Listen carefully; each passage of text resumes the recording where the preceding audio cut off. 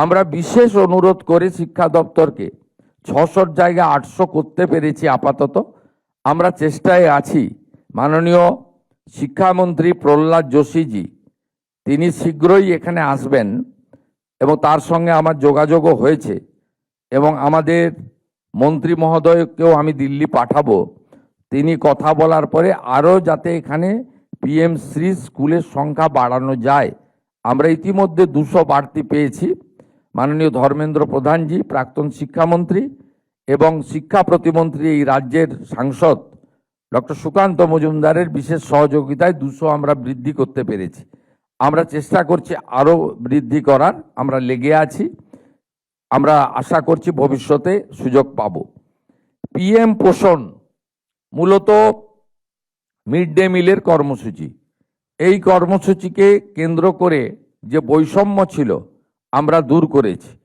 High school এবং আপার প্রাইমারিতে mid day মিলের বরাদ্দ ছিল 10 টাকা, প্রাইমারিতে ছিল 6 টাকা 78। আমরা প্রাইমারির ক্ষেত্রে 10 টাকা করেছি। রাজ্য সরকার বাকি অর্থ প্রদান করবে এবং 1 আগস্ট থেকে এটা কার্যকর করা হবে।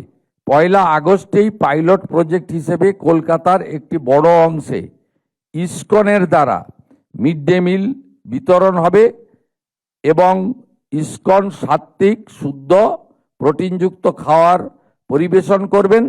তার বাইরেও আমরা এসএইচজি গ্রুপের মাধ্যমে প্রোটিনযুক্ত ডিম আলাদা করে আমরা দেওয়ার ব্যবস্থা করছি, যাতে আমাদের এখানকার ছাত্রছাত্রী বা আগামী দিনের ভবিষ্যৎ তাদেরকে আমরা প্রোটিনযুক্ত সম্পূর্ণ আহার দিতে পারি।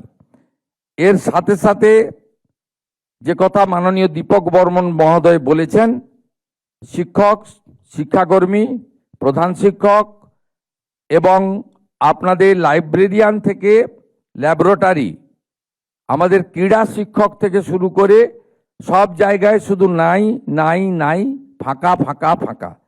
এমনিতেই বিগত দিনে শিক্ষক নিয়োগ এবং সেই সংক্রান্ত যেসব ঘটনা ঘটেছে সেই কথাগুলি আজকে গুরু পূর্ণিমার দিনে তুলে এই মহতী পবিত্র অনুষ্ঠানকে আমি অপবিত্র করতে চাই না, কিন্তু আমরা এখান থেকে বেরিয়ে এসেছি।